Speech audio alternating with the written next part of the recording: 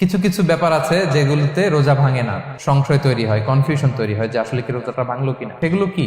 এক নম্বর হচ্ছে ভুল করে যদি কেউ খায়। দুই নম্বর হচ্ছে এটা বিবাহিতদের জন্য, বিবাহিতরা ফিজিক্যাল ইন্টারকোর্স যদি করে দেহ থেকে সিমেন আউট হলে রোজা ভেঙে যায়, কিন্তু স্বাভাবিক মেলামেশাতে রোজা ভাঙে না। তিন নম্বর ওয়েট ড্রিম, বাংলায় বলে স্বপ্ন দোষ।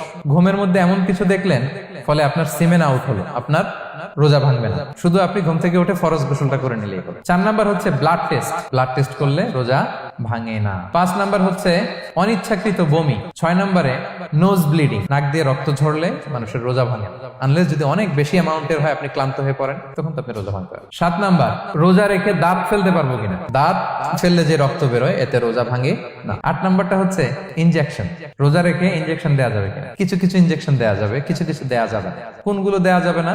এনার্জেটিক ইনজেকশন দেওয়া যাবে না, যে ইনজেকশনে ফুড সাপ্লিমেন্টারি আছে, যেটার মধ্যে নিউট্রিশন ভ্যালু আছে, এই ইনজেকশন গুলো দেওয়া যাবে না। কিন্তু পেইন কিলার যে ইনজেকশন গুলো আছে এটা দিতে পারবেন। অ্যান্টিবায়োটিক ইনজেকশন দিতে পারবেন, অ্যানেস্থেটিক ইনজেকশন দিতে পারবেন, এই জাতীয় মেডিকেশন ইনজেকশন গুলো দিতে পারবেন। নয় নম্বরে কিছু কমন ব্যাপার আছে, এর মধ্যে এক নম্বর হচ্ছে টুথপেস্ট। রোজা রেখে টুথপেস্ট দিয়ে ব্রাশ করা যাবে কিনা? যাবে, কিন্তু না করাই ভালো।